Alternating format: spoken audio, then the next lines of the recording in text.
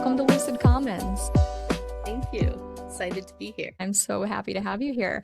I'm very happy that our paths crossed when they did. I have just been so delighted to meet you and to get to know you, and I'm excited to talk to you more today because we both found ourselves in a pause and pivot.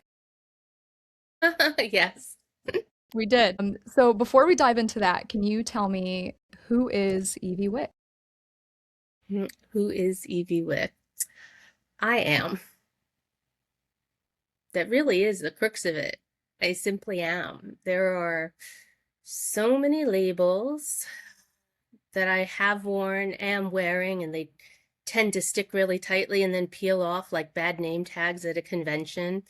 Some of the ones that I'm wearing now, and some of the roles that I hold are aspects of who I'm showing up as, but the core of who I am is really a collection of values. It's somebody who's human and compassionate, sensitive, resilient, oh so playful, and present and often not. So labels and roles that I hold right now include mother, archetypally crone. I'm really enjoying embracing this one as I move into middle age. Sister, daughter to now all deceased parents, having recently lost my father. So matriarch of a sort. And what that means in a multicultural, multinational family. Friend, priestess, just a little bit witchy. And important, last to not least, is grandmother to a fur baby who may or may not make a cameo during our conversation. So Is this a dog or a cat? a dog, a Boston Terrier. My daughter's, her name is Inca, and she doesn't allow me to have too much time with the screen before she has to put herself between it. So I a hope gift she from the god. I hope she makes her podcast debut. Oh, Inca. I'm wondering, can you say more about this idea of labels and how the arc of how you got from labels to a place where now in your life you can sit with I am? Hmm. That's fun. We develop this sense of who we are really early in life, our identity, what we believe is our core, and we hold on to it. And it's easy to hold on to when the container that we're in, be our family, our school, our society, is continually reflecting that identity back at us. But as we move, and the way we live today, we move between containers and environments. So we're always looking for getting new reflections, and we're changing. Identity is dynamic. It doesn't stand still. So no sooner do I say I am a scuba diver, and I look for all of the proof of what that is in my life or start to create it, that, something else comes along and I am that. And, life and love is infinite, but time is pie. There's only so much of it. You slice it. So am I this thing if I'm not doing this thing? So now I'm balancing between the beingness of who I am, how I exist, and the things I do. So to find that piece underneath, those are the values. So what do I value that makes me a scuba diver? Oh, the freedom, the curiosity, the desire to explore other environments, the unknown, maybe a little bit of voyeurism. I want to watch the fish.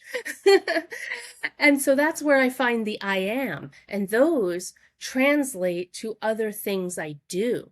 So I'm a scuba diver, but I'm also an astronaut. I want to feel weightless and boundless and infinite. And now I'm getting to more of a space that feels expansive and feels like who I am and how I want to walk in the world or am walking. And I feel like I'm seeing myself. And so the course of life is just taking me through wearing so many labels, having changed environments and then gotten to be the new girl, and often the new good girl. So what label do I want to put on? What name tag? How do I want to show up? And then realizing that all of that is choice. It's not inherently my ingredients. There was this poem in my senior year of high school, which was my 11th school. We've moved 23 times, 11 schools. And I was in this AP English class, which I had a real attitude about being in because I felt like I should have already had this done. My last high school, I would have had this done. So I was very resentful about that last move. And the teacher had us read this poem by T.S. Eliot called, I think, Love Song or Love Poem of J. Alfred Prufrock. And we were reading it out loud, and there was just this one line that hit about him putting on the face to meet the faces that he meets as he was going to go out into the world. And I went, wow, I wear faces. And I think that was my first real introduction to how inauthentic I was living, because that's what I felt I needed to do to survive high school, the new school, family dynamics, you name it. And then that behooves the question, what's under the mask? Yeah. Wow. Okay. I'm hearing so many things and I have so many thoughts right now. The one thing that I'm gathering is that I am is less about the label and more about the values underneath and making sure that you're living in alignment with those values. The other thing that I'm wondering and that I want to stay with for a moment is this inauthenticity.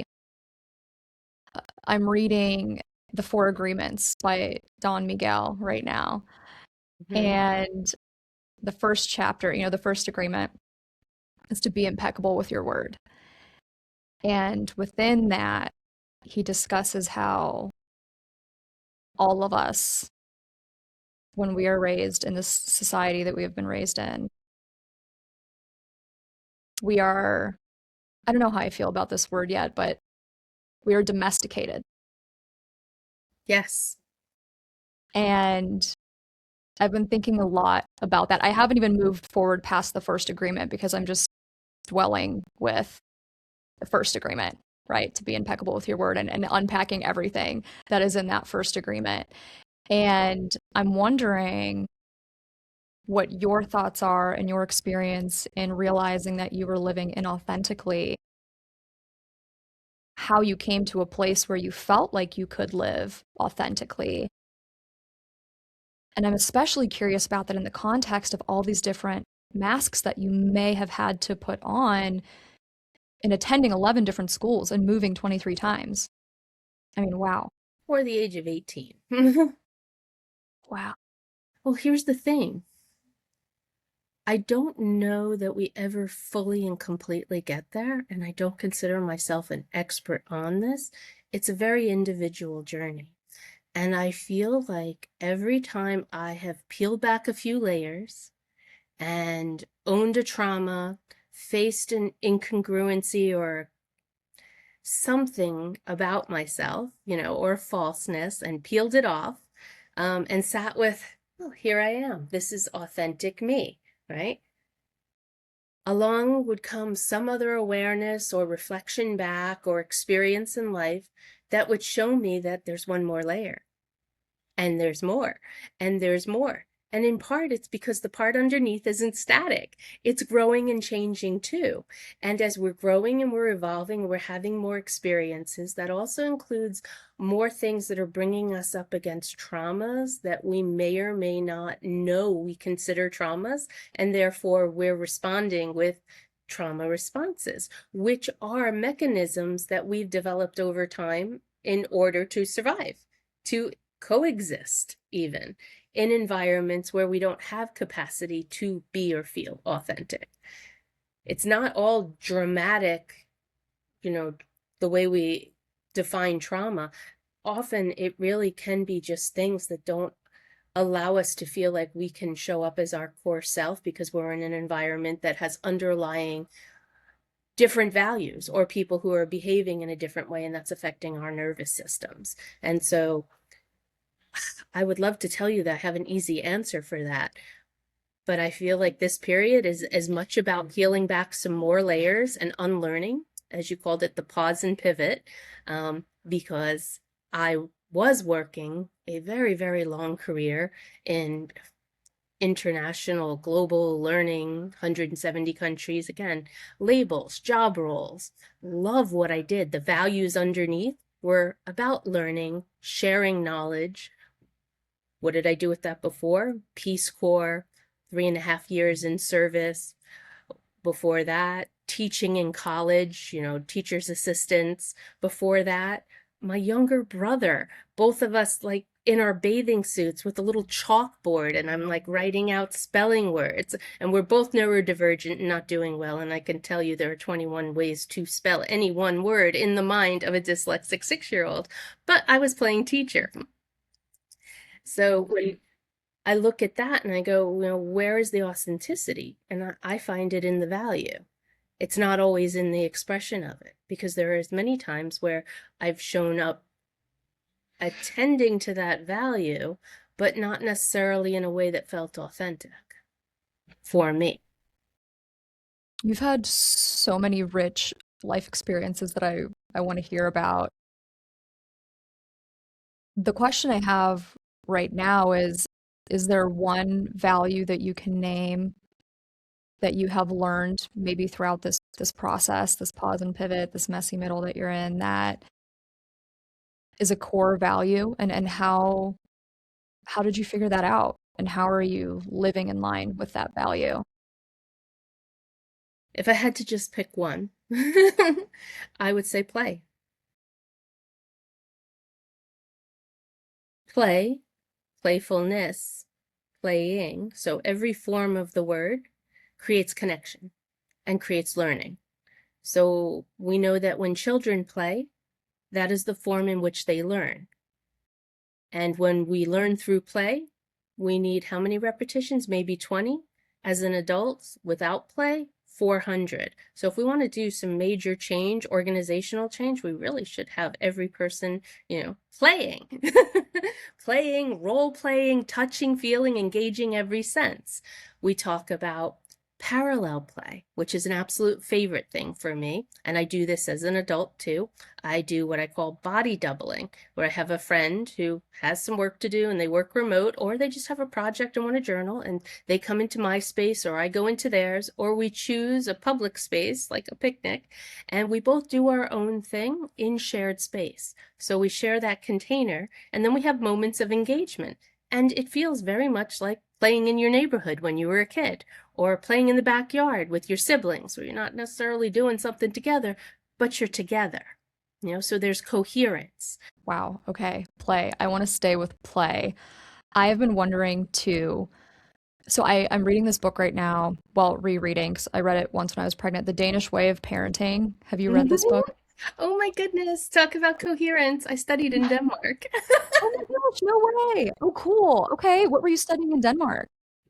Oh, it was my study abroad, my junior year. I was studying international business in a European context. I was very type A and a very overly need to get the grade student, fear of failure. Doesn't make a nice acronym, FOF, but that's where I was.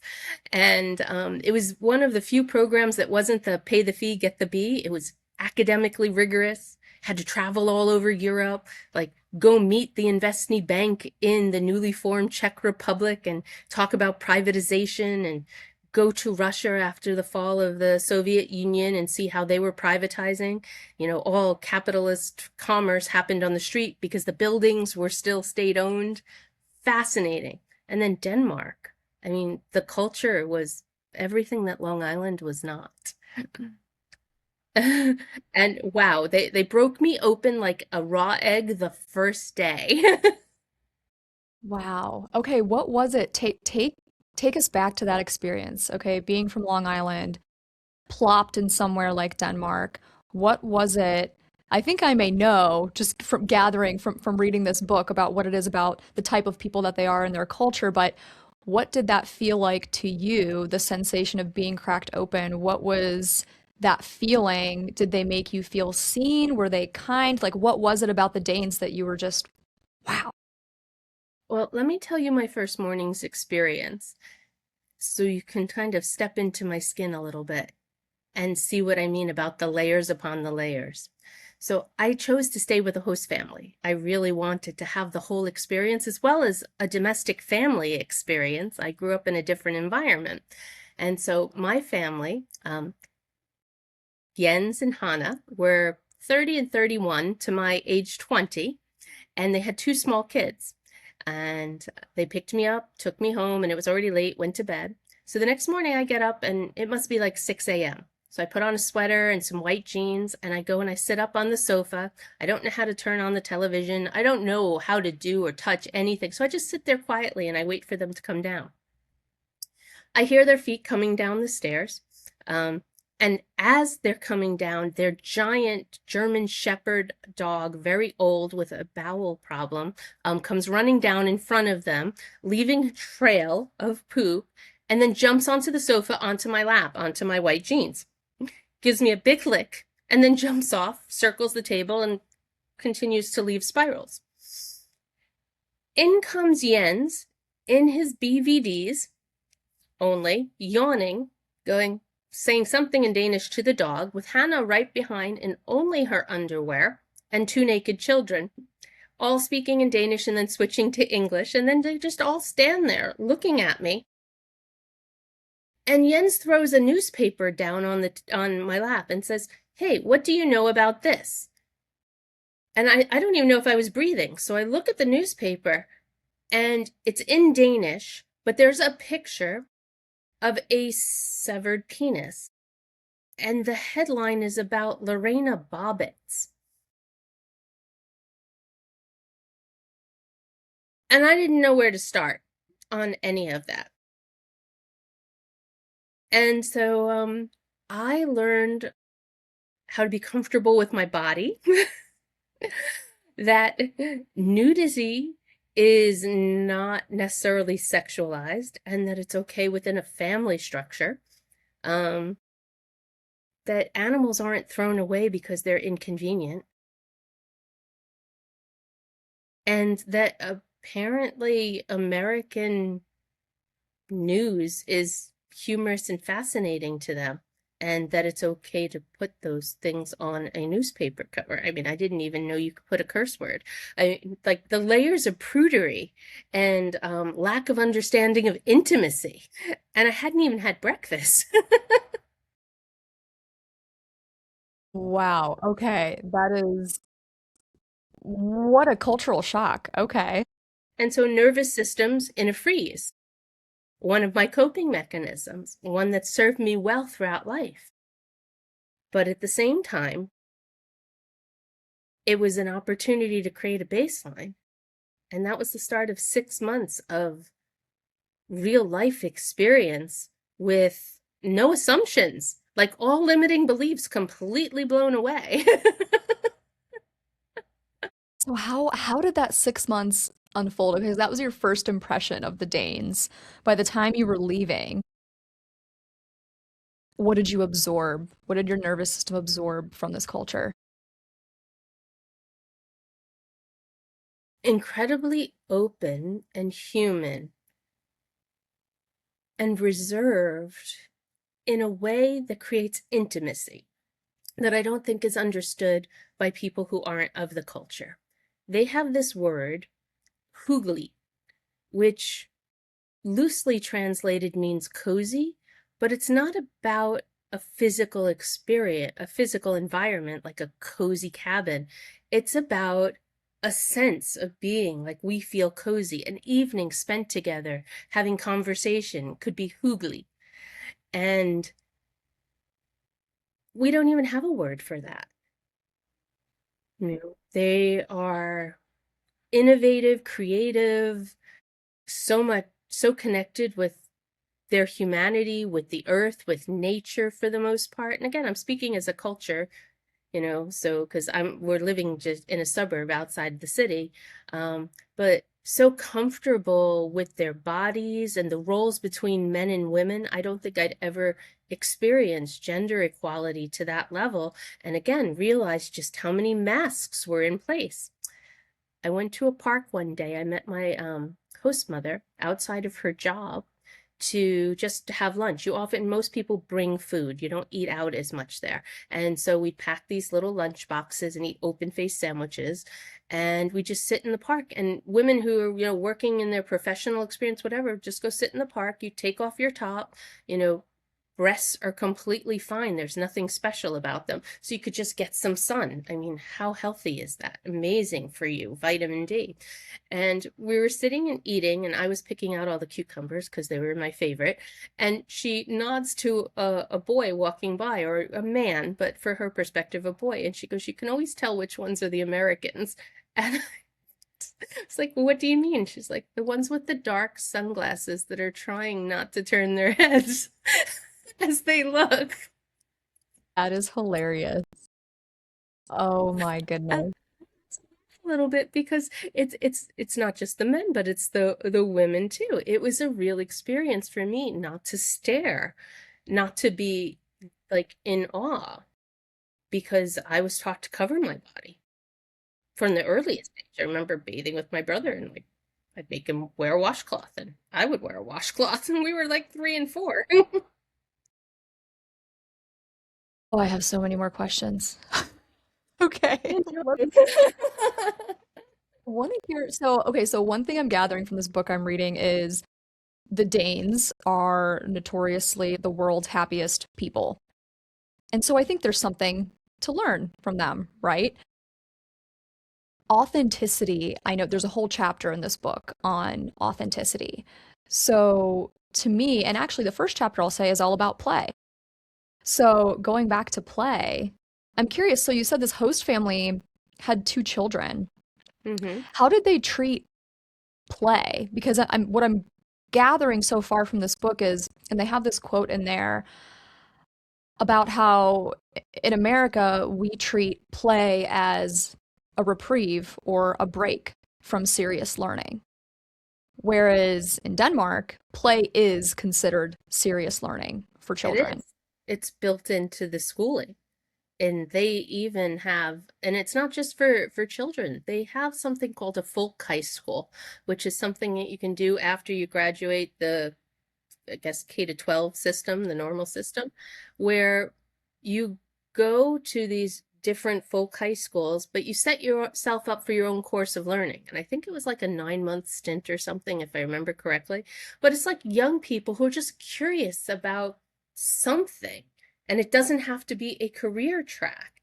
And you get to go into deep, curious inquiry and exploration around a topic in a supported environment with, like faculty, advisors, mentors.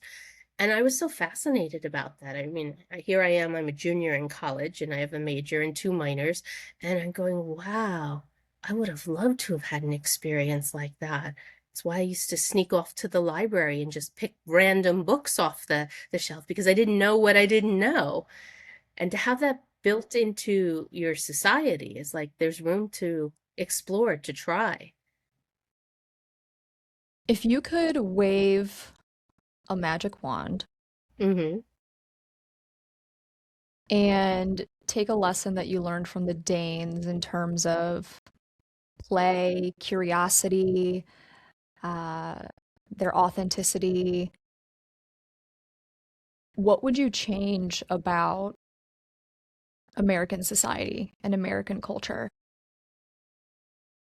It's funny because American culture is a composite of all the cultures that make it up.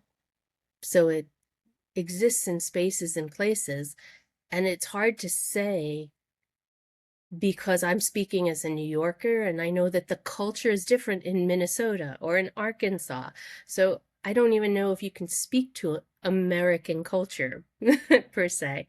But if there was something that I'd like to see universalized to help any being anywhere, all Americans, get better connected to the humanity of themselves, I would say let children be children before they're any gender, and create safe spaces to play and to explore, to fall down, and to figure out how to get up. I think if there was one thing that I would like to see, and then I tried to create in raising my own children, also multinational, multicultural, multilingual, multi-ethnic, etc., is to let them be children before they need to take on the burdens of the way society defines any gender. Let them explore what their gender means and who they are, and play and explore and create, and just create safe spaces, both in the home, in the community, in the schooling, where there's time to be in introspection and alone, in parallel play, co-play, integrated play, both organized and free-form activities where they can find their own baselines, find their own interests, fail, figure it out, develop some resiliency, figure out questions.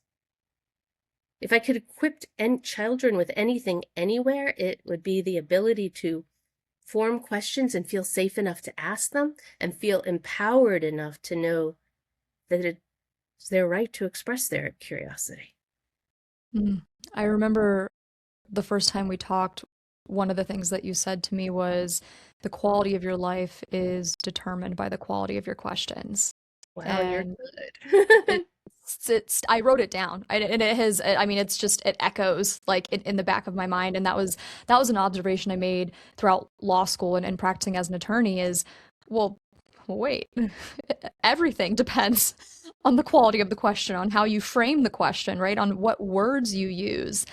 And in terms of empowering our kids, right? And your kids, I'd be curious, what language, because this is where I find we could improve. There's room for improvement as a generalization in American culture, is changing the words that we use to describe ourselves and reality. And in my mind, if we change the words, we can change the mindset, we can change our beliefs, we can change how we view ourselves and whether we view ourselves as empowered, and whether we can build skills like self-efficacy and capability and resilience in our kids. So I'm wondering, with your kids, how have you built that in them? And in terms of words and language, how do you teach them to talk about themselves? Oh, I wish I could tell you that I had a recipe. It's been one engagement, one moment, and one learning experience, and one or several failures at a time. Um, and I can tell you the times I knew that I succeeded were usually in retrospect, in a moment when I stepped in it. So I'll explain. There was a point somewhere when my daughter came home from college to visit in her first year, and I was discussing a point of conflict with her. And she said, "Don't speak to me that way." And I went, "Excuse me?" And she's like, "Don't raise your voice or speak to me that way." And I went, and I checked in with myself, and I realized that I was speaking faster, and that my tone had become more authoritative, and that for her, that was very aggressive, and she felt attacked. And so I adjusted and we moved on. And I had my own feeling about it, like, wow, okay, I was more assertive than I wanted to. I was feeling this thing and, did my process. And then I had this sort of moment of victory, which came days later, when I said, wow, I am so proud that she felt safe enough to push back in the moment and not after the fact, and just speak up for herself. So how we got there, every step and every decision, I don't know that I could lay that out in a podcast. I don't know that I could lay it out in a book. Um, But we got there one right choice at a time to let her be herself, express herself in her own unique ways, and not try to make her a mini me or a mini her dad, and let her find out what her values were and the way she wanted to express herself, and also with guidance on how to be respectful of others. Because we can all make noise, but are we really communicating? So what does it take to be seen, heard, felt, to create connection and coherence, to be comprehended? Okay, let's stick with noise. Can I hang on to noise? We can all make noise, but are we really communicating? That that was one of the things for me that inspired this podcast to begin with, was feeling like I was getting lost in the noise and I couldn't cut through the noise or find a signal. You know, this state of autopilot and kind of survival mode that you can find yourself in. Mm-hmm. And I had a moment of stillness. I was actually at a sound bath, a sound therapy class. Have you ever been to a sound bath? We create them with my friends. Oh my gosh, Yes. really? Oh, Yes. beautiful. It's such an Mm-hmm. art form. Good for you for putting that out into the world. It is a beautiful art form. And my friend had asked me to go, and I was like, "Oh my goodness, yes, please." Um, I realized I had not had a moment of stillness to hear myself think Mm-hmm. in a very, very long time. And the clarity that comes from just 1 hour, 60 minutes of physical stillness. Mm-hmm. And it's kind of ironic that, right, because there was still noise, right? But it wasn't the noise of the world around me. It was this beautiful blend of sounds that was like literally I felt like I was vibrating. My nervous system, I was just on cloud nine. It was the craziest feeling. But for the first time, I felt like I could hear myself think again. And I just this statement that you just made, everybody can make noise, but are we really communicating? I feel like this statement just sums up, again, overgeneralizing, but sums up maybe the state that our culture is living in right now. I want to follow that thread. Do you have more to say about that? Oh, there's more than enough because there's so much noise out there about it, and noise is being amplified by AI right now. So there's no shortage of content. There's no shortage of distraction. And so it's become more vital than ever for individuals, for humans, to really understand how they're spending their attention with intention.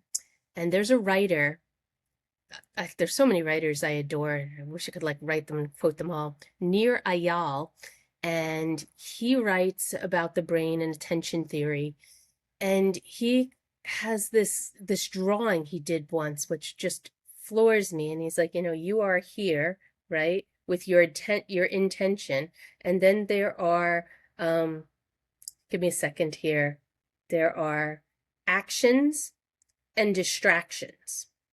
That's everything in life, how you spend your waking day, your conscious, right? And whether one falls in an action bucket or a distraction bucket is determined entirely by your intention. So if you intended to spend time talking to a friend on the phone for an hour, then that's an action. That's positive. And the way that your experience in your brain and like your worldview is different than if it was unintentional, time suck, and it was a distraction. And we have so many useful distractions. Beyond, I'm not talking about doom scrolling. I'm like just picking up that book and reading it and going in for 4 hours instead of two. Or, oh, the masterclass series. I signed up for a masterclass and I spent many, many months in that. But was that the best use of my time? Where my intention, and where did I use it for valuable distraction or self-improving distraction? I don't think we've ever lived in a state of such stimulus and with so many choices and with so to the point where we can't discern almost the quality of the content that's out there, that it becomes so necessary to come back to self, to stillness, and to intention.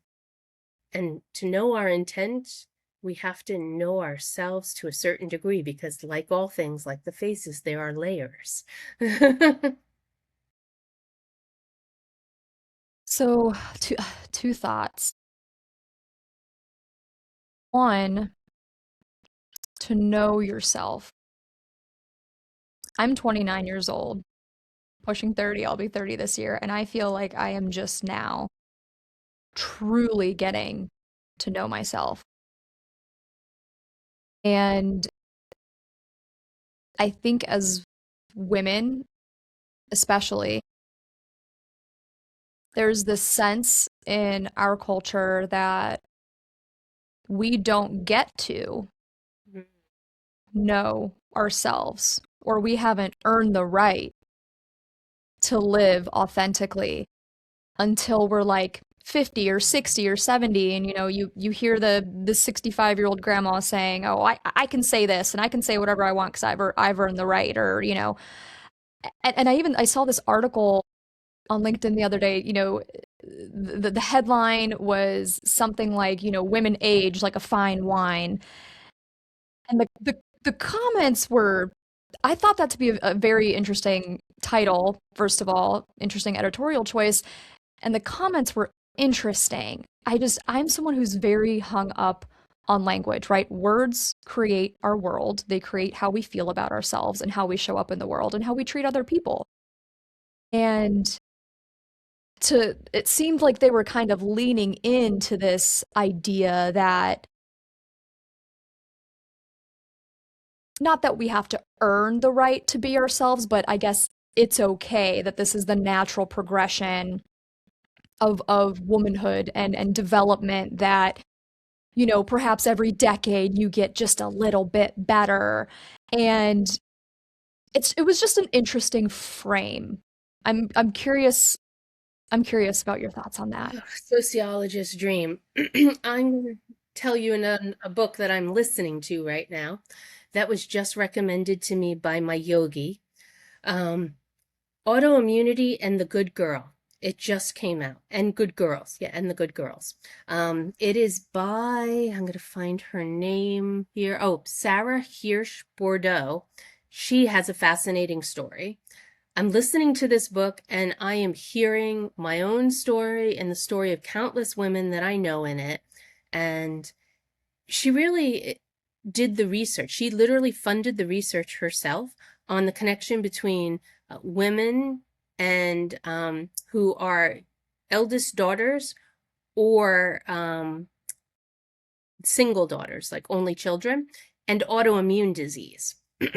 And so she I don't want to go into the details of that, you can research it, but she talks about exactly what you're talking about, which is that we're cast into these roles, period, caregivers, all these different things and these expectations, and then we fulfill them and become the good girls. And this is one line of inquiry we can follow with what you're saying. But the other side of it is the cycles that are involved in being a female versus a male.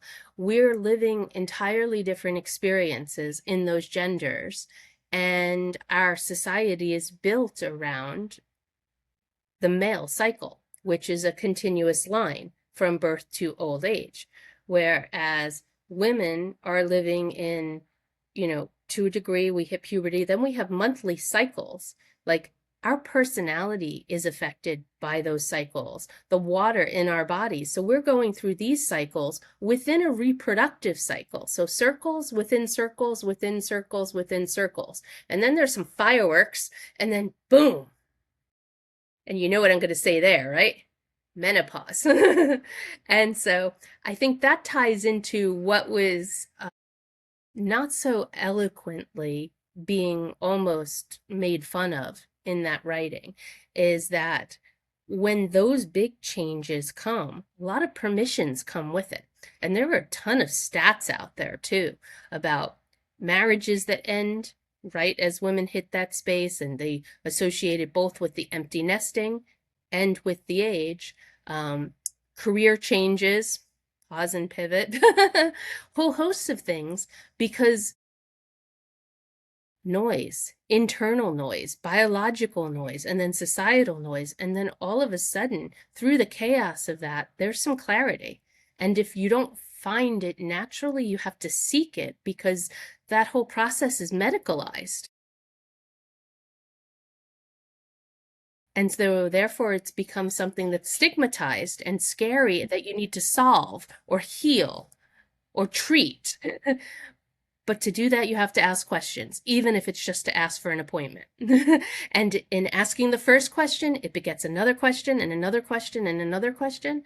And I have to tell you, it was only like this week, no, last week, that process itself led me to believe I actually am ready to change some of my doctors based on their presence with me, with who I am right now versus who I was during my childbearing years, because I am not that same person. Identity evolves, it's dynamic.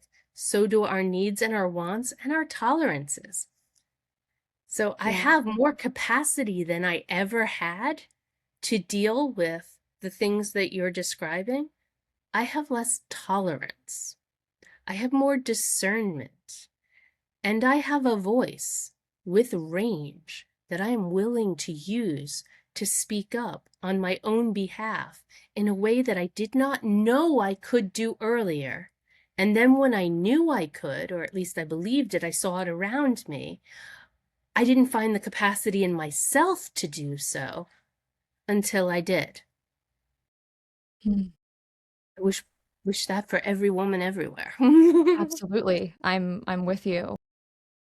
I am wondering, I think a couple things. I think one thing, again, generalizing, but our society views identity as something that is static, not as something that is dynamic and evolving, and we don't get permission to change or evolve. We don't think we have that or that we deserve that. And that's interesting, especially as women. I will say in my messy middle, and I'd be curious to see if you've experienced this also, or if it's just me and I'm crazy. Some women that I have gotten advice from or mentors, there's almost a sense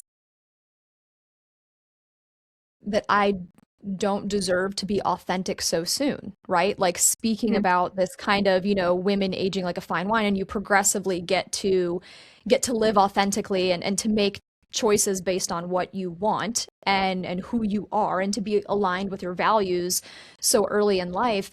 And it's almost as if because they haven't made those choices, or maybe they have regrets, it's like a projection onto me of their limitations or how they've chosen to live or the regrets that they have. And it's this very odd thing that I have discovered with some women and conversations that I have, and it just makes me, it's a weird feeling, but it makes me feel this sense that you were saying, that well, I wish this for every woman out there. Like, how can we as a society move to a place where we're letting young girls know from a very very very early age that it's okay to live authentically. You don't have to, we were talking about conforming and domestication earlier, right? Like, Mhm. how can we teach young girls to show up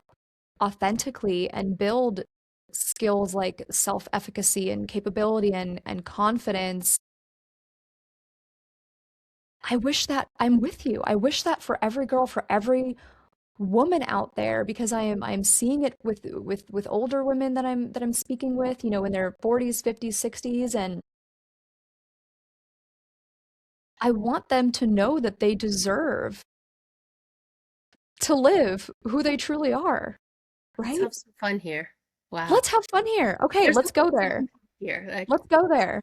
for starters, the experience that you're describing, and Sarah describes that in her book too. She has an amazing example that is actually litigatable. The lawyer in you would love it. Of women not knowing how to support women, women suppressing women, women telling other women to get in line, to buy your time, to wait your turn. Yeah. Let's just say no. Now, how do we teach our children? I'm going to ask, do we teach them? Or do we create the spaces where they learn it themselves? And do we do it ourselves so that we are the examples that it can be done? We can all make noise about what needs to happen, but the real value that we add is in doing it. And yeah, it's hard and it's scary. And the example, my daughter speaking up, I mean, I can't even imagine what her stomach felt like. I know that at that age, I would not have said those words to my mother. I know that I didn't have the permissions. And you use the word permissions. And I love coming back to conversations about permissions because we love to believe that they come from the outside. And therefore, that becomes our truth. But the truth is, we create our environment. We choose what environments we're in. We choose to be with our families. We're born into them, but we choose the degree to which we engage. We choose our friends. We choose our work environments. Therefore, we're choosing the permissions that we feel are imposed upon us, or we can change them. We can ask questions, or we can set standards, or we can remove ourselves from environments. You can choose not to take the advice of the mentors that you've outgrown, or the doctors, in my case, they may have outgrown. And I'm loving this conversation too, because here I am in midlife, and I've come to this place where I'm looking for teachers. And we met because of, crossing over in some of the coursework during our pause and pivots. And I started out and I was looking into psychology of leadership with an eye towards self-leadership, self-awareness, self-consent, because I want to be able to bring that into any environment, corporate or otherwise, whether I'm doing priestess work or human resource work, and be able to have people look at themselves and how they show up as a leader and how they lead themselves. Then I'm looking at neuroscience of impact and fascinating there. So it's like the brain meets our understanding of the brain meets the understanding of ourselves, and then AI, and we can geek out on AI, and that from the hands-on to the theory to the governance and the legal and ethical environment, and then how we use it and how it affects our nervous systems and why we're using it the way we're using it, because we're not finding what we need between humans, or because we don't feel safe enough to ask for what we need between humans. So it's just easier if we use a subscription, or we can kind of manipulate what gets reflected back based on what it, so, it's fascinating. I think there's a lot there, but the permissions ultimately come back to us and the choices that we're making. And my teachers now, moving out of all of this executive education right now, is a yoga therapist who's getting me to ask questions that go a little bit deeper. So, when you want to do something and someone says, why do you want to do that? And you answer it, right? And you go, no, but why? And you go a little deeper and you do that 5 whys. Ask it 5 times and you get to the core of it, right? This experience is helping me get down to a deeper level of why, which is probably what Simon Sinek really, really meant, but I don't know that we always get there for everything that we're doing. Then I joined a women's group. It's called the Living Temple. women, all ages, all nationalities, all over the world, connecting through their cycles and spirituality. And we're studying something, it's a year-long process called Sacred Skills, because they were looking at the women who founded this, brilliant women, and one of them comes from corporate and systems thinking, so I connect there, and the other one is an ordained priestess, and I'm like, yay, so the woo meets the how-to. And they're looking at basically human intelligence skills beyond the brain, the memories, but like the here and the gut intelligence is like following a thread and being in coherence. So really getting down to like that primal, authentic, dare I say, tribal intelligence and connection. Because what are we all really looking for? To belong, to be and have a sense of self, and then belong elsewhere. And the skills that we need to do that, we're not going to find in a book. Hmm.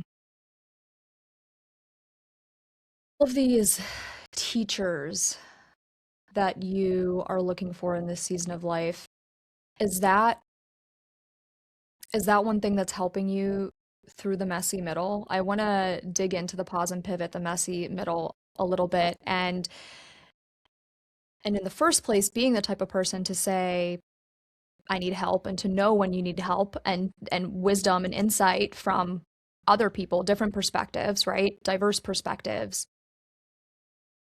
How did you determine when you got to this place, this pause and pivot, the types of perspectives that you wanted, the types of information that you wanted? How did you, we were talking about attention earlier, right? How did you set your intention and decide where to direct your attention in this season of life?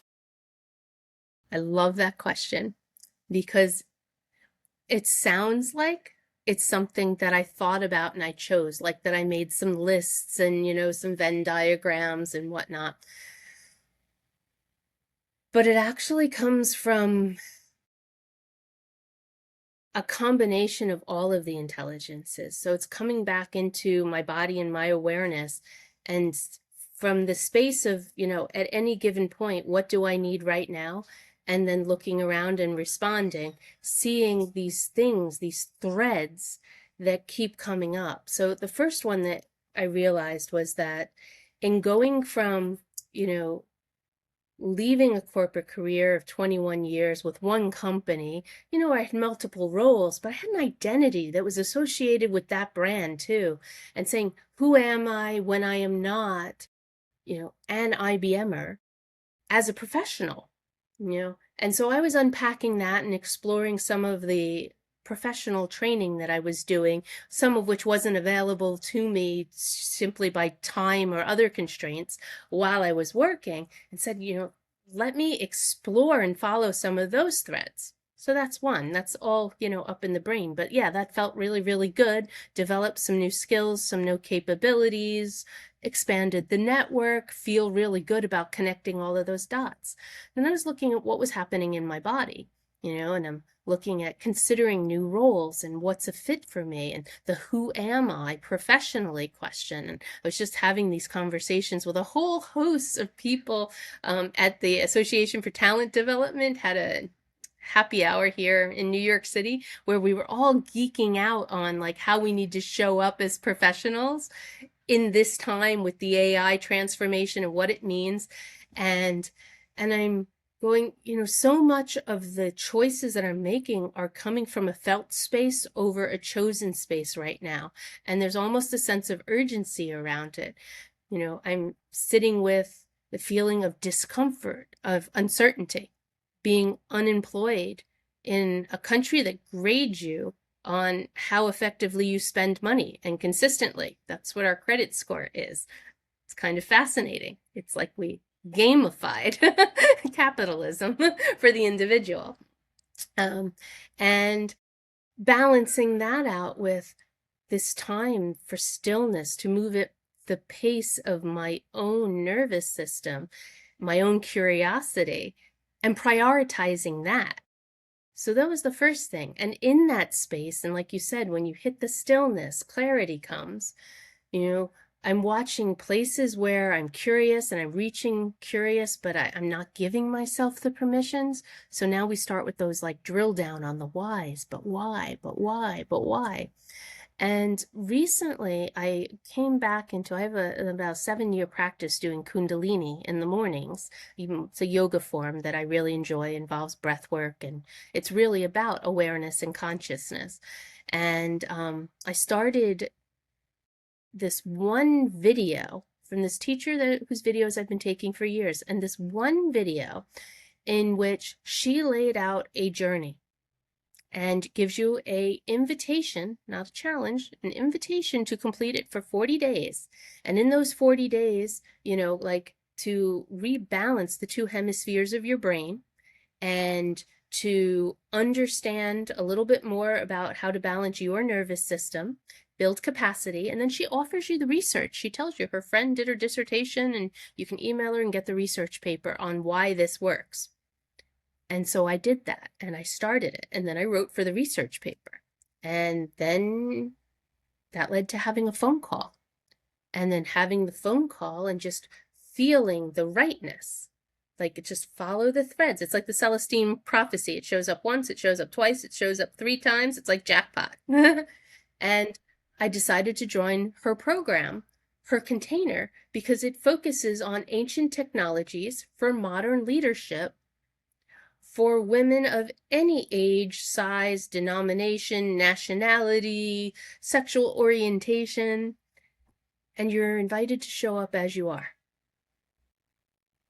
And like, okay, this is going to be home for a little while.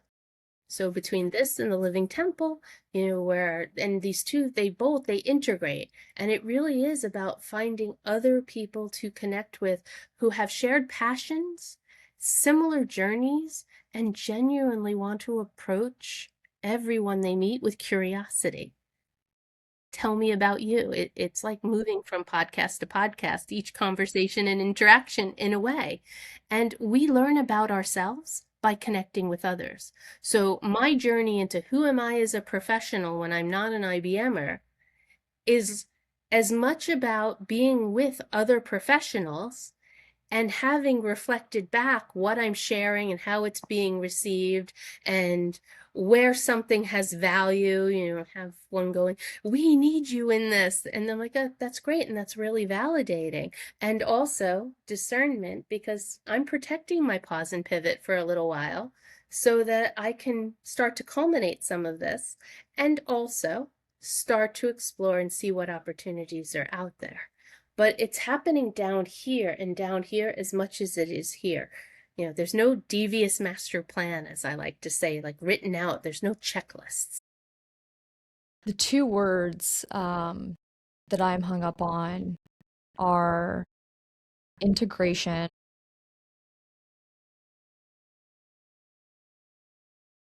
and discernment.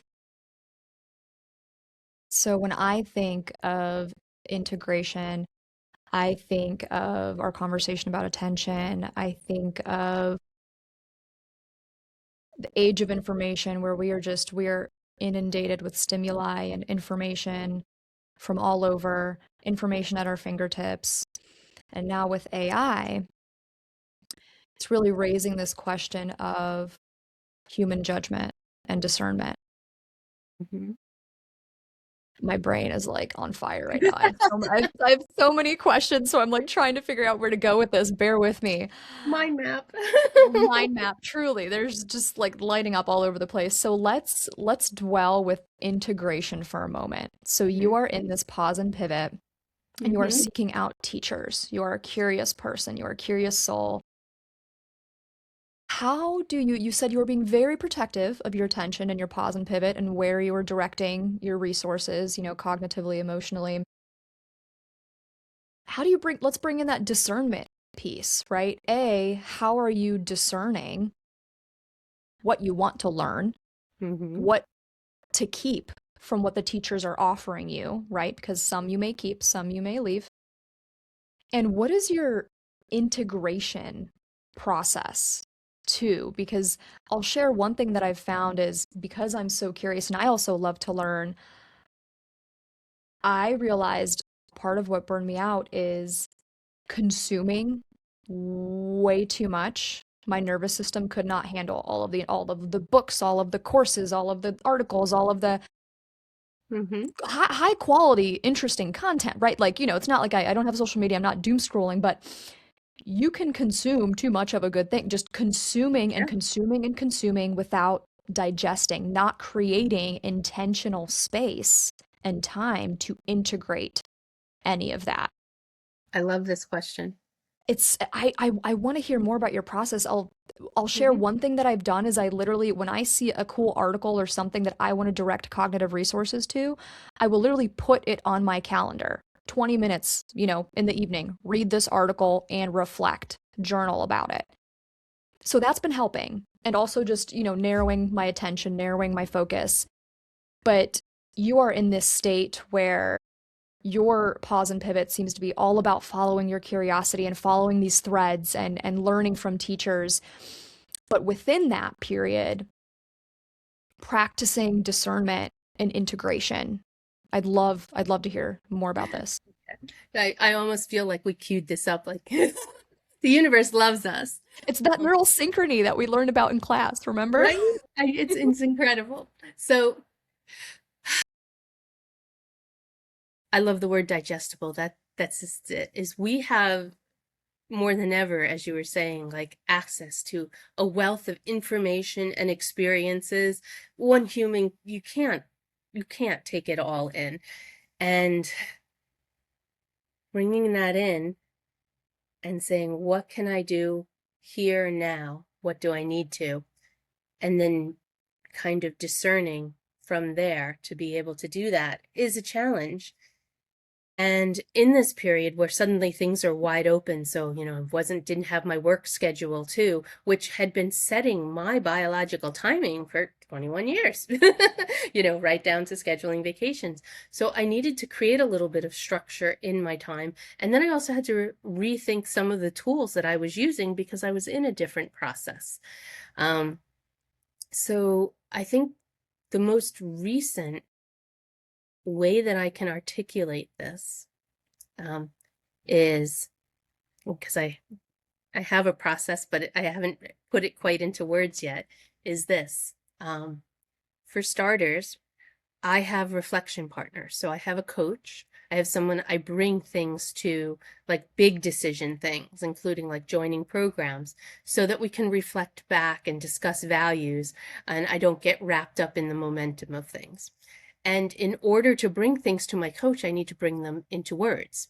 And I love this. My coach and I took our coaching training together years ago, and we co-coach each other for years since. It's fun. It almost feels like children playing role play because we're like, okay, now I'm going to be the coach, you're going to be the coach, kind of thing. We do this every week. And so it makes me bring things into words. And so what I came to realize, what I was doing was, as I was moving past the executive education, and like I'm going to start the job search, that's one piece, and that's time blocked, and I have things on my calendar, and I have like co-working sessions and different events to attend, and that's where trade associations fill in. And then there's my personal development, where I'm going, there's like this program and all these things coming into my awareness, and this person's offered and this one has offered. And I put them in two buckets, quite literally. They're in a note, and I have them in two buckets. I separated them out so that, if room or capacity evolves, the two buckets were this. And this goes back to the good girl too. And this goes back to the caretaking, and goes, which of these things are drawing my attention because they are going to help me be a better human, be a better version of myself for myself in anything that I do? And which of these things are going to develop a skill or a capacity to help me help others that's going to make me feel really good? And so then I prioritized everything that was in this bucket, and everything in this bucket went in the secondary list as things I would still love to do, but not right here and not right now. And then from the ones within this bucket, I had to make some choices based on constraints and priorities. So there are financial constraints. I took out some loans to cover some of the programs that I'm joining. And then there's priorities. Well, do I need something that's going to help me, change a mindset on something more than I need physical embodiment and somatics with what I have going on as a result of less mobility since I'm not working, as well as menopause and all of those other things in my nervous system. So that's where I came up with yoga leadership program, and I'm actually in a teacher training program. It's a leadership teacher training program where I can integrate all of these skills. And I'm probably not going to be working in a yoga studio. I would be bringing them into my human resource and corporate work and my priestess work, that and that community, this one specifically. So these skills, yes, I'm already doing this, but I'm doing it alone. Let me bring it into community so I have connection, I have belonging, I have coherence, and I also have someone who's pushing me beyond. And that was the first challenge in it, was teachers are going to push you beyond the limits you've set for yourself. And that's what I need to grow right now. I'm really curious about your priestess work. So I have not heard priestess. Like can you share with me what that means, what that entails, what that role looks like for you? So, when you play Candyland, the game, and you have like all these colorful paths, right? And the pieces move down. Um, there are so many paths that I'm walking down right now that used to go in different directions. So they were one or the other, and it was like my corporate or my woo-woo. And in this pause and pivot, so many of them are convergent, integrating. So I'm not as far down my priestess path. And even in that, like it takes a lot to use the word, because it's like saying that you're a doctor when you're in school, So like I'm on a path for that. So, and there are a couple of pieces that are coming together in that. And the coaching, so a lot of transformational life coaching. And I also have a program that I'm doing to work on really cool mindset stuff there and just take it to a different level that more aligns with somatics in the nervous system and directly aligns with priestess work. And the priestess work is really energy work, and it's connecting back with our humanness, our deeper feminine archetypes and how we connect with nature and the universe. And it takes many different forms. I haven't settled into which path within priestess I'm going to be following. I'm exploring that. And this women's group that I've joined, the Living Temple, is the first step towards me committing to that for myself and putting words and deeds and resources towards it. So I'm in a training program. They have a retreat coming up in July that I volunteered to be a part of, like a team that sets up the altars for. I have to figure out the logistics. I'm completely unprepared for this, uncertain if I can even get myself like to the place where it's happening, make it happen. Seriously, I wrote and I'm like, I don't know how I'm going to do this, but I'm going to figure it out, right? And that's the part that I need right now too, is that uncertainty and conquering the uncertainty, solving the problem, pushing beyond the comfort zone, and then walking into a group of women who are living in a way and sharing themselves in a way that is aligned to my values and my evolving identity. I recently completed my Reiki's master's. I've been a few years in that, and I actually was down a path with it, and it stalled a bit. And then I just decided to start over right around as my layoff was happening, and unrelated. But I connected with a priestess in upstate New York and at a party. And I just really loved her energy. And I said, I would love to just retrain with you. I would like to come up through your lineage. So we made that happen this winter, myself and a friend of mine as well. And we retrained all through. And as we were finishing and talking about where do we see and how do we see ourselves using this, and I had a lot of things to share on that, but one of them was, I feel like this integrates with the Kundalini that I'm already doing. I'm starting to hear and see like that there's a movement out there around that. And she didn't know anything about that. So I said, I'll explore myself. And here I am now in this Kundalini program as a Reiki master, finding how it integrates as I move through it. And I'm going to be meeting and finding more people that are aligned. And it's like one step leads to the next, leads to the next, the one right action. Hmm. So a priestess practices Reiki. I understand Reiki is like all about Good. energies. I've had Reiki done. Okay, but not necessarily. Okay, so can you tell me more about the work that a priestess does? And there's this dichotomy that we've painted, right? In woo-woo, just different labels and different identities, and woo-woo versus corporate, right?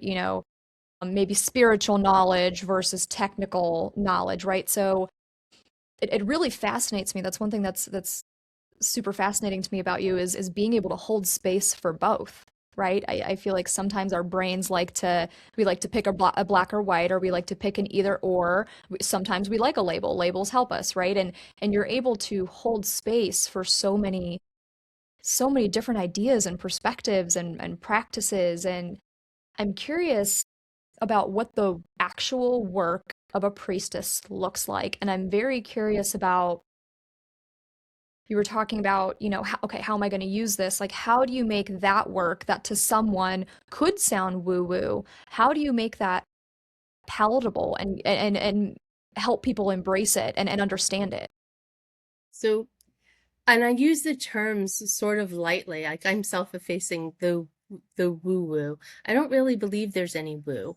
I think there's just a lot of intelligences that we don't openly acknowledge or have language to talk about across the population, where if I put it in woo language, it becomes a little bit more palatable, but it exists everywhere. We're all living in the same universe. So energy work. Priestess, they work with energy, they work with elements, they work with sacred feminine and sacred masculine, dark feminine, dark masculine energies. All of these have several other words that define them or make them palatable in different contexts. And then you can align all of this now these days. I love science with quantum mechanics, with neuroscience, psychology. It's all catching up, but it exists everywhere. So the woo, the priestess, and how do you bring that into corporate? It's always been there, whether any given woman has handled, like framed it that or not. I mean, there's an aspect of our caretaker role that ties into those energies, because this is energy, this is archetype, this is, again, this is primal alignment. So where have I seen those aspects of myself show up in corporate before I ever was involved in energy work and sound healing ceremonies and or psychedelic increation, any of this?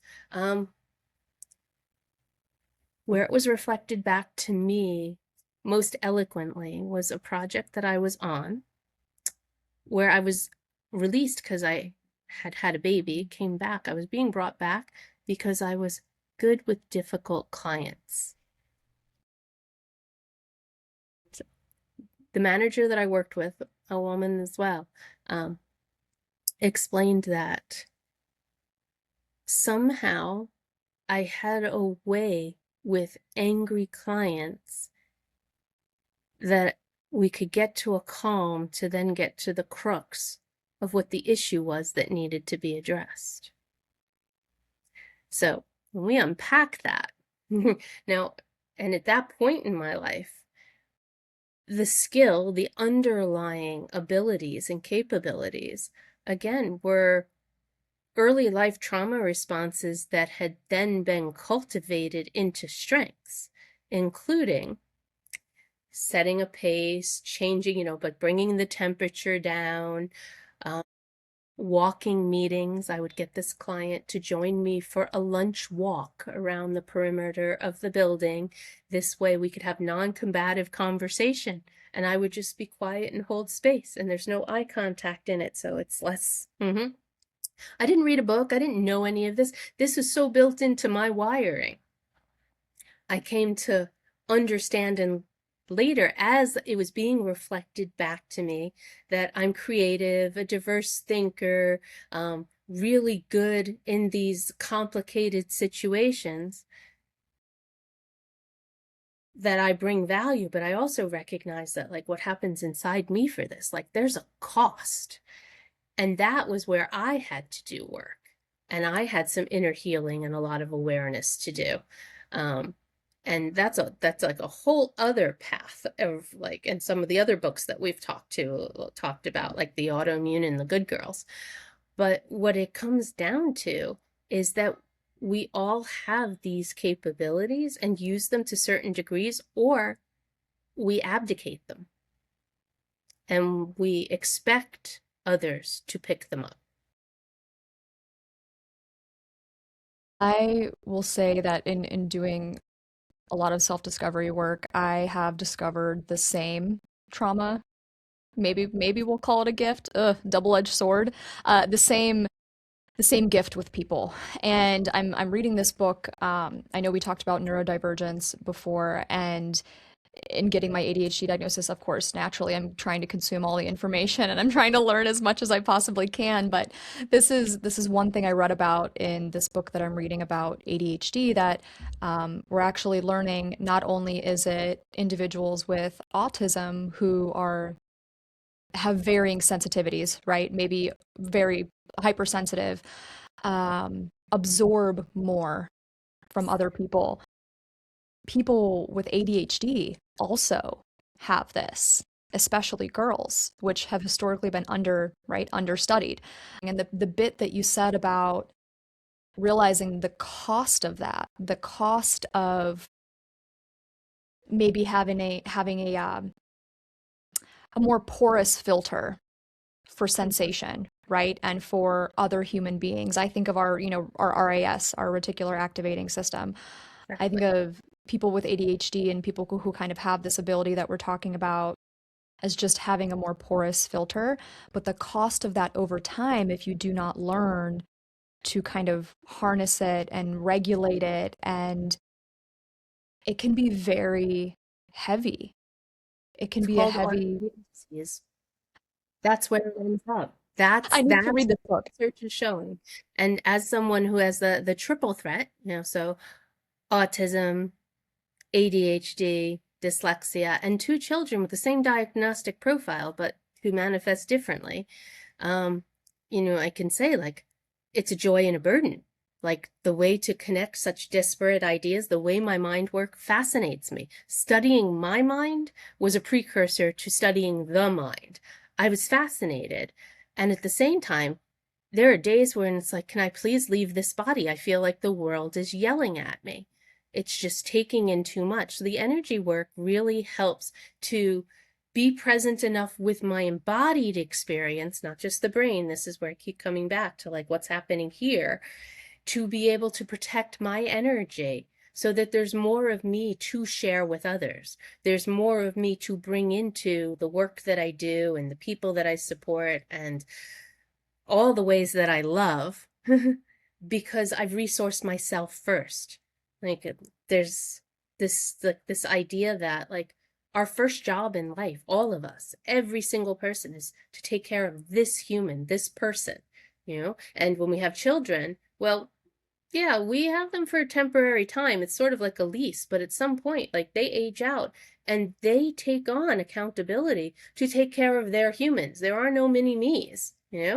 So in this space where empty nesting and pause and pivot and like this big life transformation, there's an opportunity for me to push a very big reset button on taking care of this human with this mind, this expansive heart, and this aging body so that it will be able to give more while being in alignment and coherence. And that is why all of this. That's the bigger why. And that's pretty much everybody's why, whether they know it or not. And when they're not aligned and when they're not integrating, then they're experiencing disease. Talking about becoming an empty nester. So you're going through several big life transitions at the same time. It's very efficient. Of course, our brains would look at it that way. It is incredibly efficient. It is incredibly efficient. I can relate so hard because several people asked me, why have a baby in law school? Like, why literally have a baby 2 days after graduation, right? And I would joke, oh, well, I'm just ripping the band-aid off, right? I'm just doing all the hard things at the same time because it's more efficient. Why not? The question that I'm wondering is in talking about uncertainty and going through change and identity transformation, we're talking about this on an individual sense, right? Us, two people right here. But I'm thinking about macro, right? To society, to humanity, that is going to be forced, I think, into this identity transformation when culturally we have enmeshed our professional identities and what we do.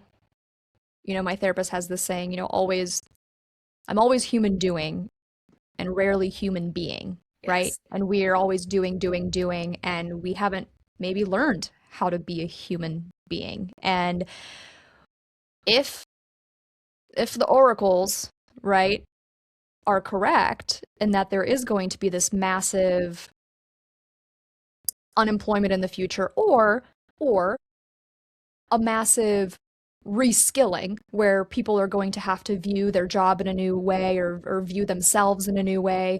There's going to be this massive identity transformation that I think we collectively as society are going to go through. And right now, I think we're in this kind of deeply unsettled liminal space that we're in. And I, I think there's this deeply unsettling feeling, right? That we've left the world that we knew, thinking of it as like a doorway, literally a doorway, right? We've left this room, but we're standing on this doorway and we haven't quite entered this other room on what it's going to look like over here.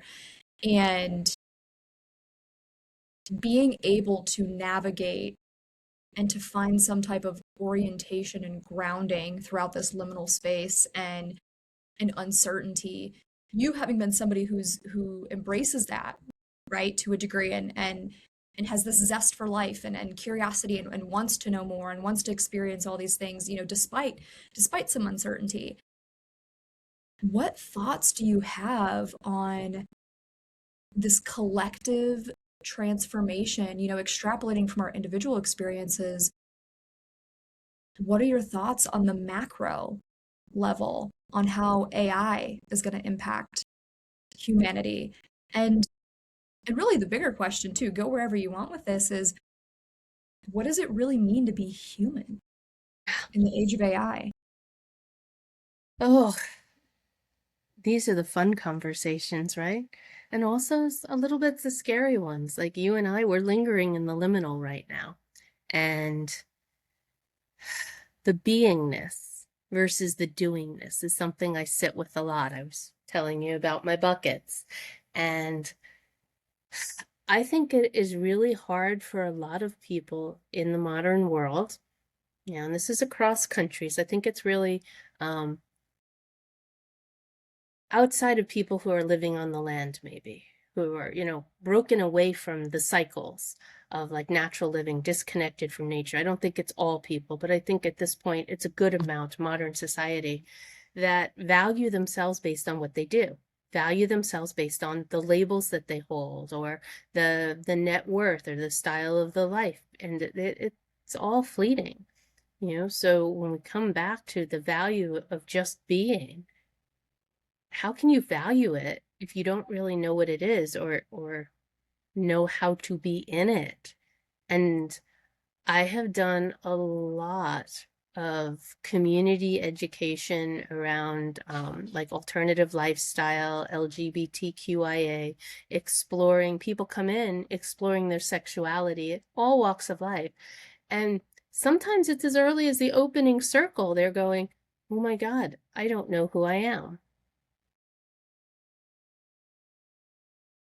Just the time that it took to sit in a circle and listen to 19 other people talk about who they were and why they're there gave them just enough clarity and discomfort to say, wow, if I don't bring in all the things I'm doing and that stuff has no space here, then I don't know how to answer this question. And I think we've all been there, some at multiple points in our lives.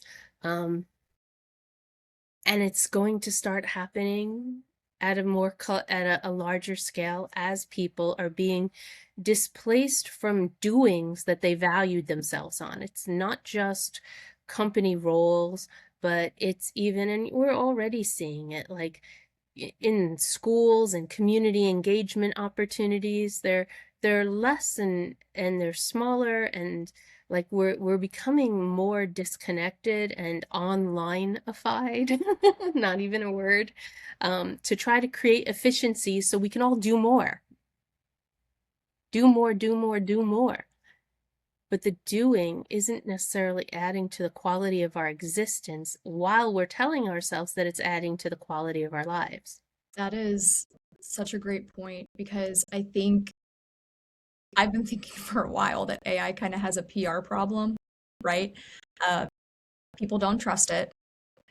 And one of those reasons is I think because the messaging is you can do more. Mm-hmm. And I think it comes at a time where we already felt like we were doing a lot, you know? And here's this tool, oh, you can do more, more, more, more. And I've been reflecting on this. I don't think that's it. I think that AI arrived at this moment to send us back. I actually wrote an essay on this, the greatest circle back of all time, because I've been thinking that AI is sending us back to a question that, the ancient Greeks thousands of years ago, would wander around pondering and asking strangers on the street, what are humans for? Mm-hmm. And I feel like we just kind of got too busy. We got too busy doing and we got too busy being productive to spend any time with that question. What are And humans? now, yeah, what are humans for? Yeah. And that brings us back to having to have some innate, some value, some purpose outside of ourselves. What is a monkey for? Mm, Okay. An easier one is, what is a bacteria for? You can instantly give it a job. Decomposition, creating fertilizer. You can see it in the whole biological process. But if you look at it, like, do we need all of the beings that we have? Do we have to have an innate value? Or is the value in the diversity of the ecosystem that creates a diversity of experience for the beings within it? mm, You know? And when we come back to and we look at AI, see this piece, it's not just that we can do more. We're being told in some cases, so context and bubbles, we can do less, but we can be responsible for more. So we can now let AI do the 100,000 calculations, let's say, that used to take your team 3 months. But now you are responsible for how that data is being used, the human in the loop. But how can you possibly check? So there's this push back into our agency, our own human limits. And I don't know that it's entirely realistically been explored yet.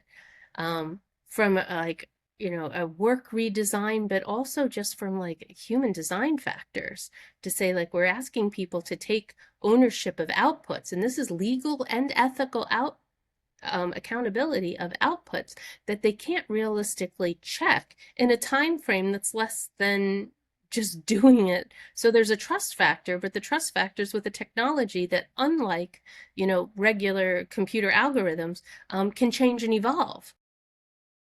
So it's like, you have your kids cooking and making breakfast every day, and one day one of them decides to change the recipe. You know, you can call them on it, but you have to be able to pay attention. But when AI is doing it, do we always recognize when it's changed or it's grown? I don't know all of these answers. These are some of the questions that are being asked. But right now, as we're putting it in place, we're asking people to take accountability. So there's some agency outsourcing as well as cognitive outsourcing that's happening. And so it's exciting and terrifying to think about. And it's an amazing time to be a part of exploring and being curious about what it means to be a human intelligence partnering with inorganic intelligences. And I think AI is the first of many to come. And what that means for how we both evolve. And I said evolve, not what we do. The doing is going to happen. There's no shortage of doing. I like the word evolve. I think I'm gonna make that my word of the year. This is the word, evolve. I I just want to thank you for the gift of this conversation. You are such a cool, fascinating human being, and I'm just so happy that our paths crossed. I close every episode by asking my guest to think of a person that has touched your life in some way. It can be a stranger, a teacher, a partner, um, someone who said something to you, did something that made you see the world differently, made you see yourself differently, show up in the world differently, someone who just impacted you. And if you can think of that person, you don't have to say their name, but finish the line because I knew you. Hmm. Because I knew you, I learned the value of being uniquely me. That's really powerful. Thank you for that. You, Thank you for Tatiana. that. All right, until next time, my friend.